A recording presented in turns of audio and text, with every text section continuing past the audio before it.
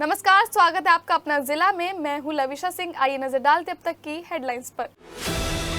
प्रशासनिक अधिकारियों को एक दिवसीय प्रशिक्षण देने मेरठ पहुंचे मुख्य निर्वाचन अधिकारी रणदीप रिंगवा। प्रशिक्षण के दौरान कई बिंदुओं पर की चर्चा।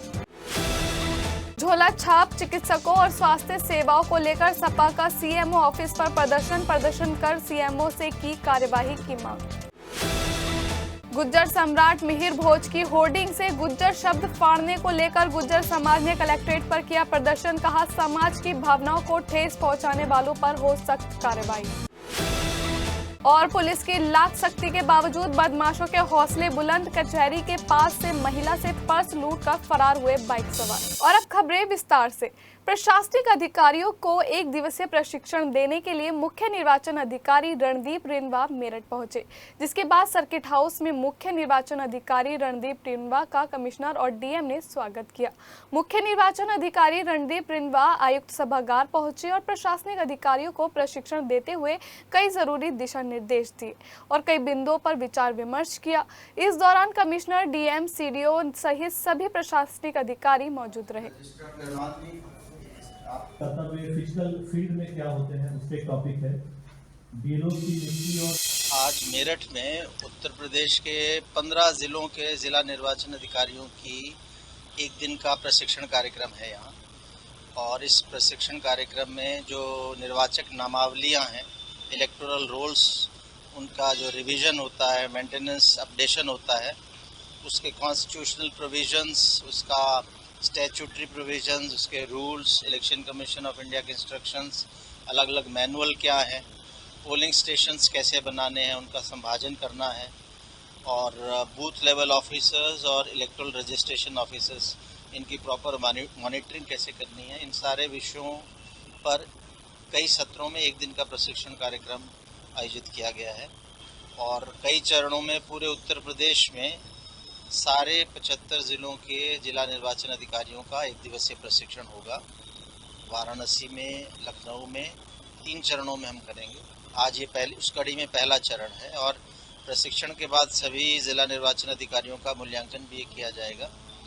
और प्रयास ये है कि हमारी वोटर लिस्टें इतनी शुद्ध हों और इतने अच्छे ढंग से बनी हो कि इलेक्शन के दिन जब वोटर जाए तो ऐसी समस्या ना आए कि उनका नाम कटा हुआ है या उनका पोलिंग स्टेशन बदल के कोई दूसरा कर दिया गया है।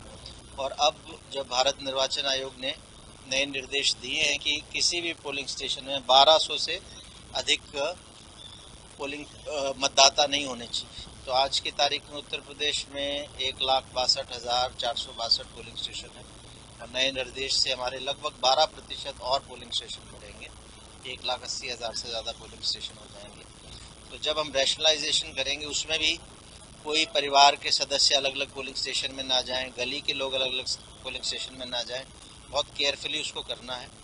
और इसके अलावा पूरा जो हमारा सिस्टम है इलेक्ट्रॉनिकली, जो हमारा एक डेटाबेस है ERO नेट, जिसमें सारे वोट लिस्ट रहती है, नाम घटते हैं, बढ़ाते हैं, वो भी आज ट्रेनिंग में सभी ERO नेट का प्रशिक्षण दिया जाएगा। BLO ऐप है, मोबाइल ऐप बेस्ड ऐप, जिस पे सारे BLOs अपने रिपोर्ट्स देते हैं। जब भी हाउस टू हाउस सर्वे करते हैं उसकी भी, और नए फॉर्म 6-7 जब लोग भरते हैं नाम बढ़ाने के लिए, नाम काटने के लिए, उस पर भी रिपोर्ट देते हैं। उसको भी सही ढंग से हमारे ज़िला निर्वाचन अधिकारी, हमारे DMs जाने, आज ये दिया जा रहा है। वोटर हेल्पलाइन ऐप और जो वोटर्स का पोर्टल है, वोटर सर्विस पोर्टल, जिसमें पब्लिक अपना वोट बढ़ाने के लिए, नाम काटने के लिए अपना फॉर्म भरती है, उसकी भी हम ट्रेनिंग दे रहे हैं हमारे DOs को। और ये पहली बार हो रहा है कि इलेक्शन के अलावा नॉन इलेक्शन पीरियड में वोटर लिस्टों को लेकर इतना एक दिन का प्रशिक्षण जिला निर्वाचन अधिकारियों को दिया जा रहा है। इससे पहले हमने पूरे उत्तर प्रदेश के सारी 403 विधानसभाओं के इलेक्टोरल रजिस्ट्रेशन ऑफिसर्स, जो कि SDM स्तर के अधिकारी होते हैं, उनका भी एक दिवसीय प्रशिक्षण किया, उनका मूल्यांकन किया। और इसके बाद ये निर्देश दिए गए हैं कि ज़िलों में जब ये लोग जाएंगे तो वहाँ डिप्टी डिस्ट्रिक्ट इलेक्शन ऑफिसर, सारे सहायक निर्वाचक रजिस्ट्रेशन अधिकारी और नीचे जो BLOs हैं और BLO सुपरवाइज़र, इन सब की इतनी अच्छी ट्रेनिंग हो जाए कि जो सामान्यतः कमियां हम लोग पाते हैं वोटर लिस्टों में, वो लोग हम दूर कर पाएँ।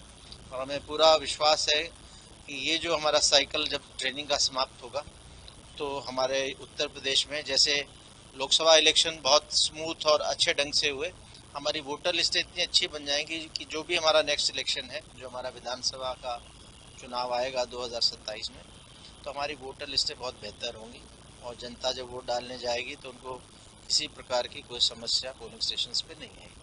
जनपद में स्वास्थ्य केंद्रों की बदहाल स्थिति और प्राइवेट अस्पतालों में लूट करने का आरोप लगाते हुए सोमवार को दर्जनों सफाइयों ने मुख्य चिकित्सा अधिकारी डॉक्टर अशोक कुमार कटारिया के कार्यालय के बाहर धरना प्रदर्शन किया।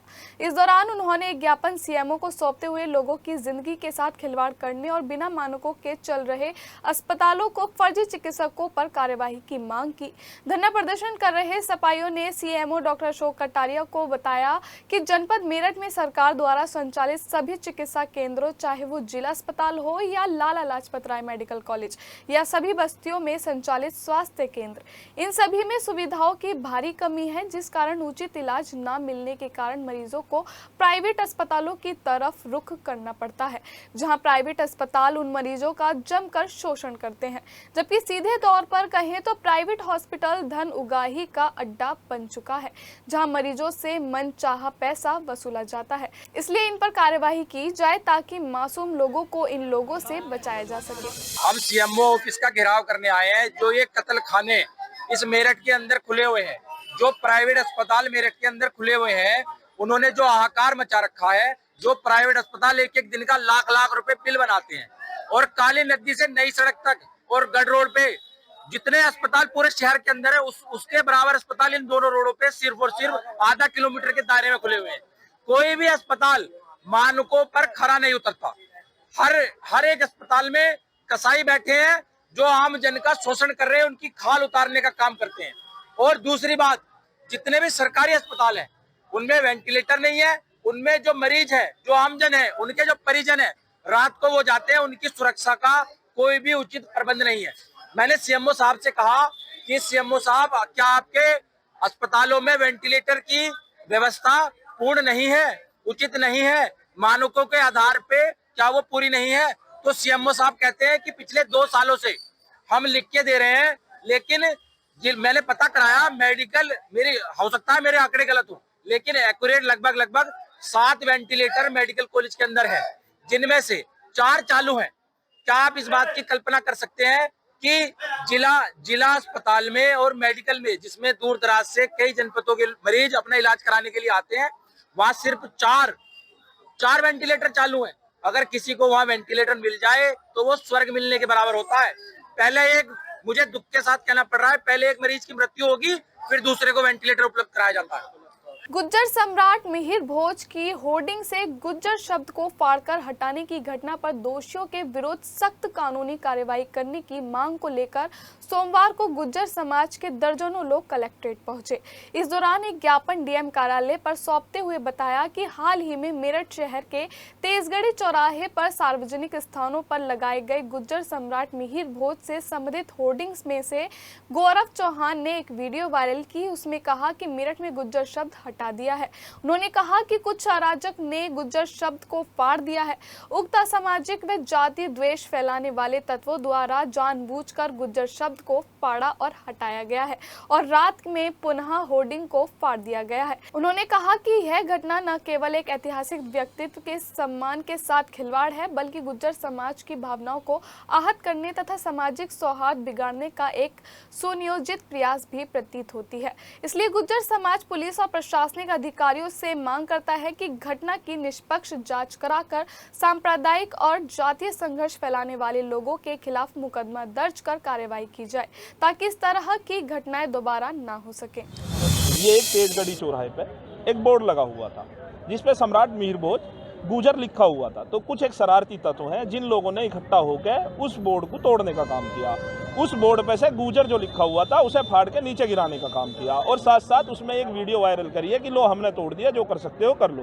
तो आज सब लोगों ने हमने उसके विरोध में यहाँ इकट्ठा हो गए कि ये एक गलत बात है। महापुरुष है वो, सबके महापुरुष है, और वो किसी जाति में पैदा हुए तो उस जाति से इतनी नफरत क्यों है तुम्हें? उसके विरोध में आज हम सब लोगों ने उसके खिलाफ कानूनी कार्रवाई हो, इसलिए एसीएम साहब को यहाँ ज्ञापन देने का काम किया। देखिए, यहाँ यूनिवर्सिटी रोड पे एक होर्डिंग लगा हुआ था गुर्जर सम्राट मीर भोज महान के नाम पर। एक असामाजिक तत्व है गौरव चौहान नाम का, मुजफ्फरनगर का रहने वाला है, वो मेरठ जिले का भी नहीं है। उसने जो है कल रात एक वीडियो वायरल हुई, उसने वो होर्डिंग फाड़ा। होर्डिंग फाड़ने के बाद में वीडियो वायरल करी और वायरल करके उसमें ये कहा कि मैंने कहा था, मैंने होर्डिंग फाड़ दिया और अब गुजरो जो तुम्हारे पे हो सकता है वो तुम कर लो। मतलब उसमें पूरे समाज को उसने टारगेट किया। तो जब हमने ये लोग ने ये वीडियो देखी, वीडियो देखने के बाद में हम लोग जो है सबने आपस में बात करी और बात करने के बाद में हमारा जो है हमने एक ज्ञापन तैयार करके माननीय एसएम साहब को ज्ञापन दिया है और हमें प्रशासन पे पूरा भरोसा है। हम ये जानते हैं, हम ये मानते हैं कि प्रशासन जो है इसमें बहुत अच्छी कार्रवाई करेगा, गंभीर धाराओं में मुकदमा दर्ज करेगा और जल्द से जल्द उसकी गिरफ्तारी भी करेगा। वहीं हरियाणा के ग्राम अनंगपुर फरीदाबाद में प्रशासन द्वारा मकानों को ध्वस्त करने की कार्यवाही पर रोक लगाने की मांग को लेकर सोमवार को भारतीय किसान यूनियन संघर्ष समिति के दर्जनों सदस्य कलेक्ट्रेट पहुंचे। इस दौरान उन्होंने एक ज्ञापन डीएम कार्यालय पर सौंपते हुए बताया कि कुछ दिन पूर्व हरियाणा प्रदेश के फरीदाबाद प्रशासन और वन विभाग के द्वारा फरीदाबाद जनपद के गांव अनंगपुर में वहां के निवासियों के मकानों को अचानक आकर ध्वस्त किया जा रहा है, जबकि अपने जीवन की गाड़ी, कमाई और पूंजी को लगाकर एक घर में रह रहे परिवारों के सिर से उनकी छत छीनी जा रही है। उन्होंने कहा कि ऐसा लग रहा है कि प्रशासन में मानवता समाप्त हो चुकी है, क्योंकि मकान ध्वस्त होने के बाद वहां पड़े मलबे में स्पष्ट देखा जा सकता है कि प्रशासन ने परिवार का जो सदस्य कैंसर जैसी गंभीर बीमारी से पीड़ित है उसे घर से अपनी दवाई तक भी नहीं निकालने दी गई है, जबकि बच्चों की किताबें तक मकान के साथ ही ध्वस्त कर दी गई हैं। पुलिस की लाख कोशिशों के बावजूद बदमाशों के हौसले इस कदर बुलंद हैं कि बदमाश दिन दहाड़े आपराधिक घटनाओं को अंजाम देकर आसानी से फरार हो जाते हैं, जबकि गश्त और चेकिंग करने वाली पुलिस इस दौरान दूर दूर तक भी दिखाई नहीं देती है। ताजा मामला सोमवार दोपहर का है, जहां छिपी टैंक स्थित शिव चौक के नजदीक बाइक सवार दो बदमाश एक महिला का पर्स लूटकर फरार हो गए। सूचना मिलते ही पुलिस मौके पर पहुंची और घटना की जानकारी ली।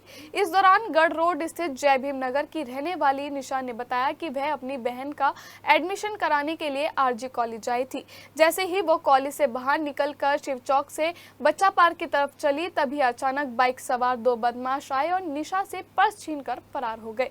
निशा ने शोर मचाया, लेकिन बदमाश तेजी से फरार हो गए। वहीं मौके पर पहुंची पुलिस ने घटना की जानकारी ली। निशा ने बताया कि पर्स में 150 रुपए, आधार कार्ड आदि सामान था। वहीं पुलिस सीसीटीवी के माध्यम से दोनों लुटेरों को तलाश कर रही है। तो कैसा है? मवाना में भगवान जगन्नाथ जी की रथ यात्रा धूमधाम से निकाली गई। इस दौरान बलभद्र और सुभद्रा के साथ कलकत्ता के फूलों से सजे रथ पर भगवान जगन्नाथ सवार हुए। श्री शिव मंदिर बाबा मोहन राम खोली धाम बामनी वाला की वर्षगांठ के उपलक्ष्य में प्रतिवर्ष निकाली जाने वाली भगवान जगन्नाथ जी की ऐतिहासिक रथ यात्रा भगवान रामलीला मैदान से भक्तों द्वारा लाए गए विभिन्न प्रकार के प्रसाद का भोग लगाकर विधिवत तरीके से प्रारंभ हुई। यात्रा का शुभारंभ बाबा मोहन राम खोली धाम बामनी वाला के महंत सरिता दास की माताजी उर्मिला देवी और मयंक रस्तोगी ने किया। यात्रा में विग्रहों के प्रतिरूप को जगन्नाथपुरी उड़ीसा से लाया गया था। यात्रा में भक्तों का अपार जन समूह हजारों की संख्या में हरे राम हरे कृष्ण महामंत्र का जाप कर नृत्य करते हुए चल रहे थे। इस दौरान श्रद्धालुओं ने गुलाल से खेलकर वातावरण को भक्तिमय बना दिया। रथ यात्रा के दौरान सुरक्षा की दृष्टि से मवाना पुलिस और पीएससी के जवान मौजूद रहे।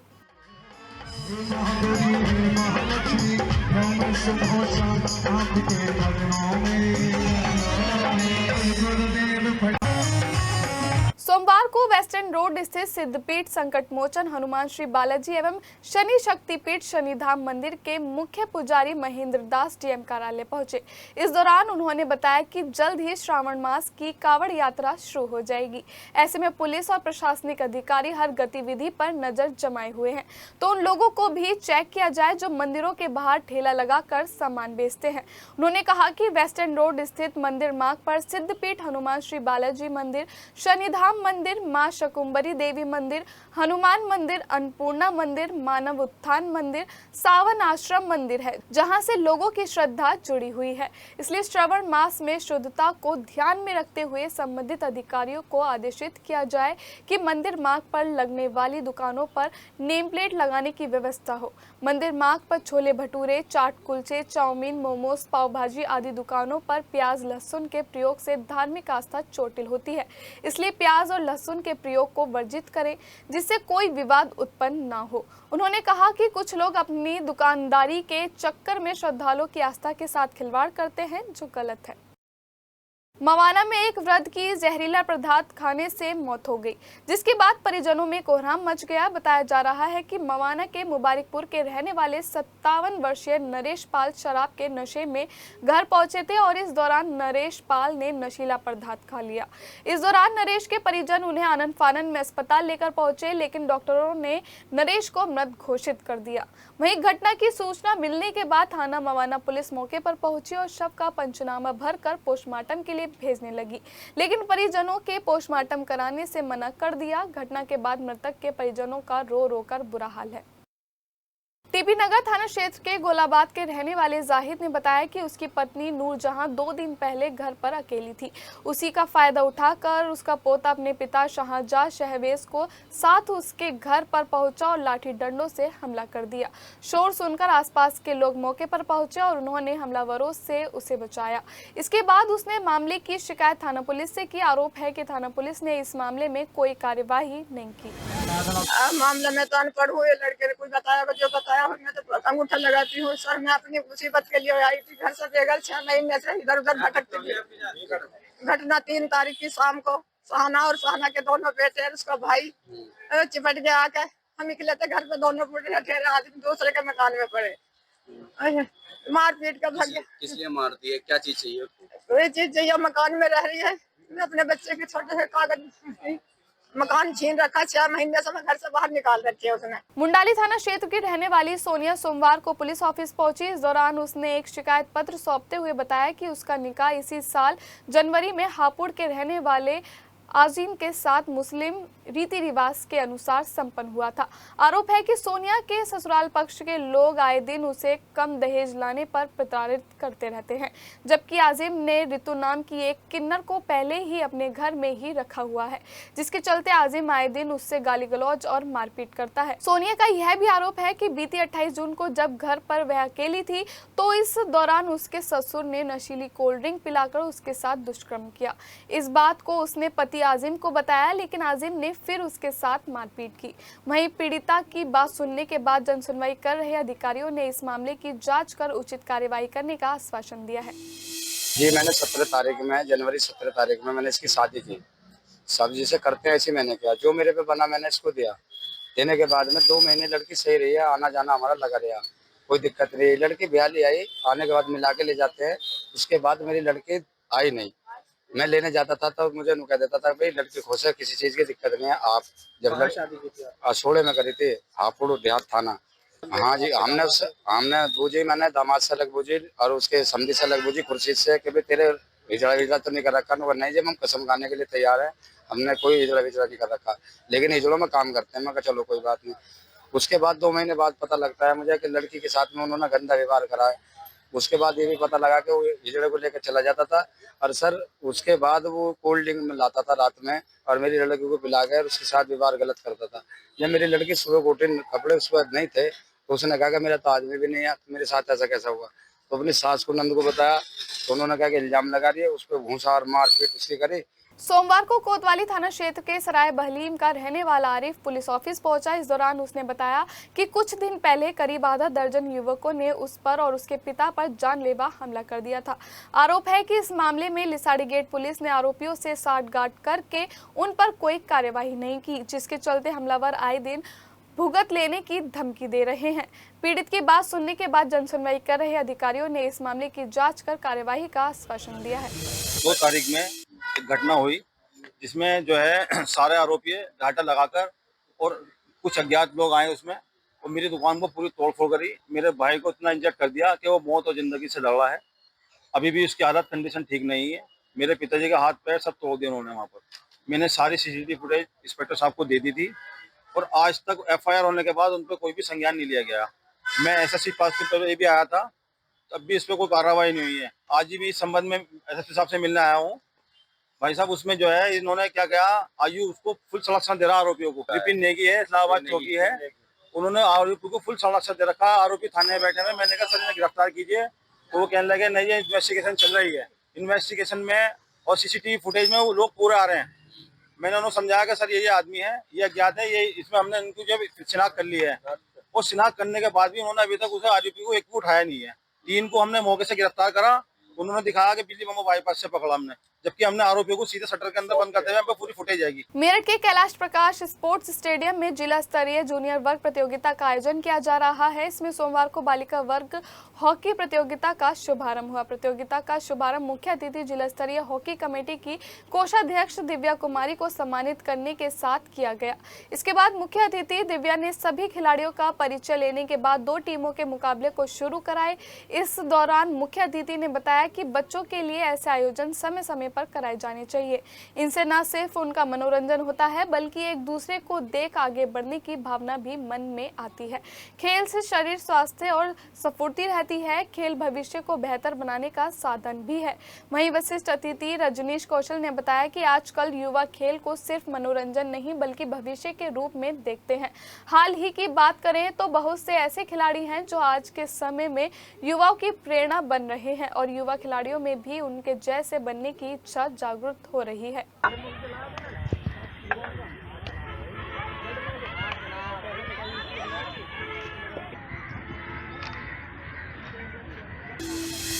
ये महिला का राज्य स्तर का हमारा टूर्नामेंट है जो 2 दिन यहाँ पे चलेगा, जिसमें पूरे मंडल की टीमें यहाँ पे भाग ले रही है। 8 टीमें हैं। प्राइज क्या रहेंगे? प्राइज ये सरकारी टूर्नामेंट है, इसमें प्राइज तो होता नहीं है, सर्टिफिकेट मिलेंगे और लोगों को प्रशस्ति पत्र मिला दिया जाएगा। कंकरखेड़ा थाना क्षेत्र में रविवार देर रात खिरवा फ्लाईओवर के पास बने अंग्रेजी शराब के ठेके को चोरों ने अपना निशाना बनाया और शटर तोड़कर लाखों रुपए की चोरी की वारदात को अंजाम दे डाला। वहीं चोरों की यह करतूत पास लगे CCTV में कैद हो गई। बताया जा रहा है कि सरधना क्षेत्र के रहने वाले धीरेन्द्र सोम और आशीष त्यागी का कंकरखेड़ा खिरवा फ्लाईओवर के पास अंग्रेजी और बियर का ठेका डोली बंसल के नाम से है। रविवार देर रात 3 चोरों ने उनके ठेके का शटर को तोड़ा और अंदर घुसकर गले में रखे करीब 3 लाख रुपए की नकदी और बियर के कैन चोरी करके ले गए। वहीं चोरी की यह सारी घटना ठेके के अंदर लगे CCTV कैमरे में कैद हो गई। ठेके के मालिक ने चोरों के खिलाफ थाने में तहरीर देते हुए कार्यवाही की मांग की है। वहीं पुलिस आसपास के लगे सभी CCTV कैमरे की फुटेज खंगाल कर चोरों की तलाश कर रही है। बताया जा रहा है कि यह वही चोर हैं जिन्होंने कुछ दिन पहले शराब के एक अन्य ठेके और सचिन गुप्ता के भारत मार्बल और टाइल्स की दुकान में भी चोरी की थी।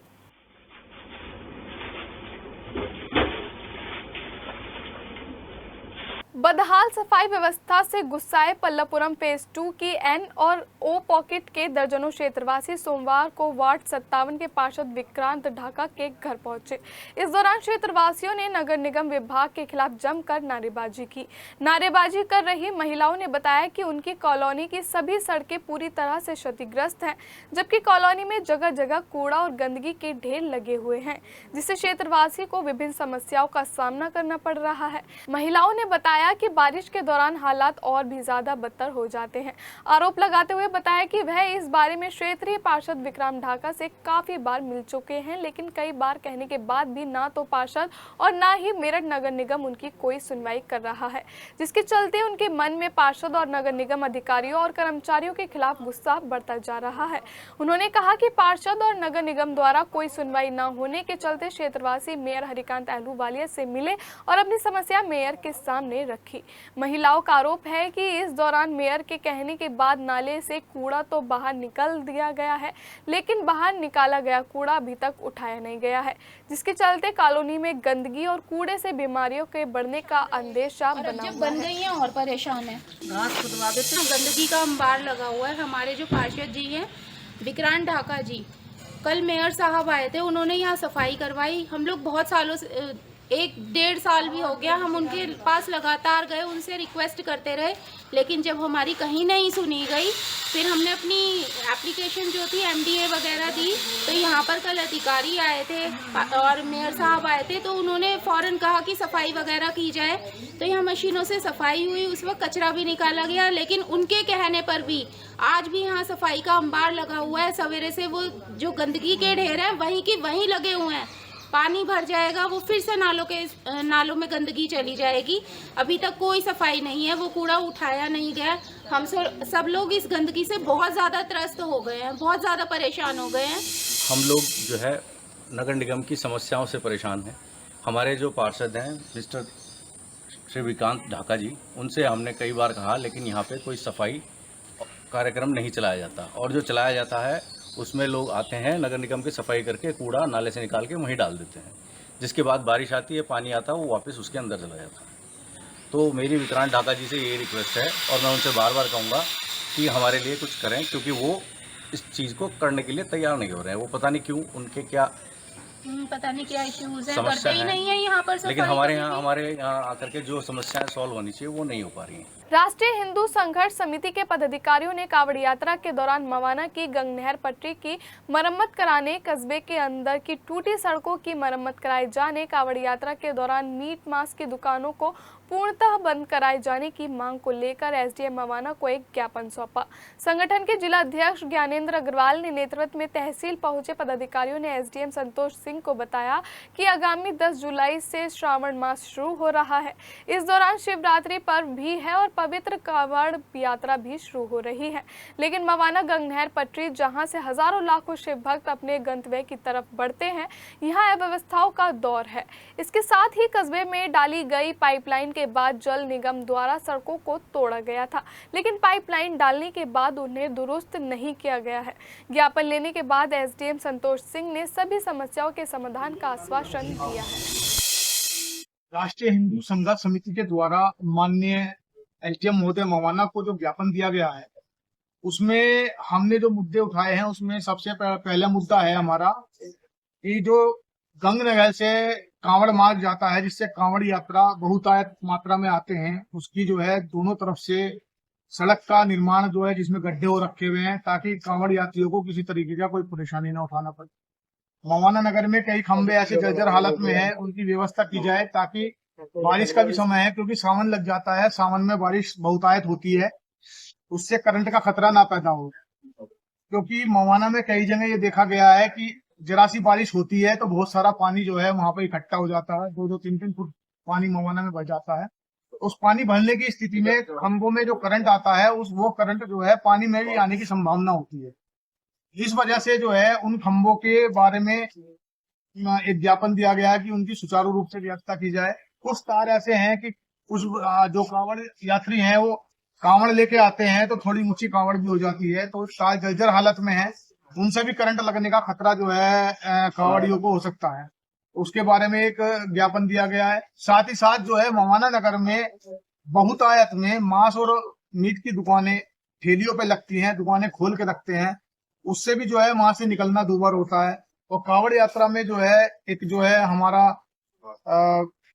हिंदू होने के नाते जो है इस बारे में जो है यही है कि कांवड़ियों को उन दुकानों से किसी तरह की कोई दिक्कत परेशानी नहीं। मेरठ के जानी थाना क्षेत्र में 23 जून को हुए सुभाष हत्याकांड का पुलिस ने सनसनीखेज खुलासा करते हुए सुभाष की पत्नी और बेटी समेत 5 आरोपियों को गिरफ्तार कर लिया है। खुलासा हुआ है कि पत्नी और बेटी ने अवैध संबंधों के चलते प्रेमियों से सुभाष की हत्या कराई थी। सुभाष के 23 जून की रात खेत पर जाने की सूचना व्हाट्सएप कॉल पर दी गई, जिसके बाद बेटी के प्रेमी ने दोस्त के साथ मिलकर सुभाष को गोली मार दी। हत्या में प्रयुक्त तमंचा बाइक बरामद कर ली गई है। 23 जून को सुभाष उपाध्याय को गोली मार दी गई थी। सुभाष के बेटे आयुष उपाध्याय ने मुकदमा दर्ज कराया था। पुलिस ने हत्याकांड में सुभाष की पत्नी कविता, बेटी सोनम, कविता के प्रेमी गुलजार, सोनम के प्रेमी विपिन और विपिन के दोस्त शिवम को गिरफ्तार कर लिया है। एसपी देहात डॉक्टर राकेश कुमार मिश्रा ने बताया कि सुभाष की बड़ी बेटी ने मार्च में दूसरी बिरादरी के युवक से विवाह कर लिया था, जिसे लेकर सुभाष नाराज था, जबकि छोटी बेटी का भी दूसरी बिरादरी के युवक से प्रेम प्रसंग चल रहा था। वहीं देखने वाली बात यह है कि सुभाष की पत्नी कविता का खुद ही सिसौला के रहने वाले गुलजार से प्रेम प्रसंग चल रहा था। इसका पता लगने के बाद परिवार में विवाद बढ़ता जा रहा था। मां बेटी कविता और सोनम ने सुभाष की हत्या का प्लान बनाया। हत्या के लिए गुलजार ने तमंचा उपलब्ध कराया था। थाना जानी क्षेत्र अंतर्गत जानी खुर्द गांव के निवासी सुभाष नामक व्यक्ति दिनांक 23 जून को जब अपने खेत से पानी लगा के वापस अपने गांव साइकिल से लौट रहे थे, अज्ञात बदमाश द्वारा उन्हें गोली मार दी गई थी रास्ते में, जिसमें वो घायल हो गए थे। पुलिस के द्वारा सूचना मिलने पर तत्काल उन्हें अस्पताल में एडमिट करवाया गया था, जहां कुछ घंटों के बाद उनकी मृत्यु हो गई थी। इस प्रकरण में थाना जानी पे सुसंगत धाराओं में मुकदमा दर्ज किया गया था। आज जनपद मेरठ पुलिस की स्वाट रूरल टीम, सर्विलांस टीम और जानी पुलिस ने इस घटना का सफल अनावरण करते हुए इस घटना में संलिप्त कुल 5 लोगों को गिरफ्तार किया है, जिसमें मृतक सुभाष की पत्नी कविता, उसकी बेटी सोनम, सोनम का एक दोस्त विपिन और विपिन का एक दोस्त शिवम उर्फ अजगर और एक व्यक्ति गुलजार, इन 5 को गिरफ्तार किया गया है। घटना का जो कारण प्रकाश में आया है वो इस तरह से है कि जो मृतक सुभाष है उसकी बड़ी बेटी पहले ही प्रेम विवाह कर चुकी थी। दूसरी बेटी सोनम अपने दोस्त विपिन के साथ प्रेम विवाह करना चाह रही थी और गुलजार नामक व्यक्ति के साथ उनकी पत्नी कविता की भी नज़दीकियां थी। इन बातों को लेकर उनके बीच में आपस में वाद विवाद होता रहता था और मृतक सुभाष के द्वारा ये लोग प्रताड़ित किए जाते थे, इसलिए उनको रास्ते से हटाने की योजना इन लोगों ने, माँ बेटी ने बनाया और उसमें अपने दोस्त गुलजार और विपिन और अजगर उर्फ शिवम को शामिल किया और इन लोगों के द्वारा फिर इस घटना को 23 जून को अंजाम दिया गया। घटना में जो गोली मारने वाला व्यक्ति है अजगर उर्फ शिवम, उसकी निशानदेही पे तमंचा और कुछ कारतूस बरामद किया गया है और घटना में इस्तेमाल की गई मोटरसाइकिल भी बरामद कर ली गई है। जो अग्रेतर विधिक कार्यवाही है वो थाना जानी के द्वारा निष्पादित की जा रही है। अपना जिला में फिलहाल इतना ही। हमें दीजिए इजाजत। नमस्कार।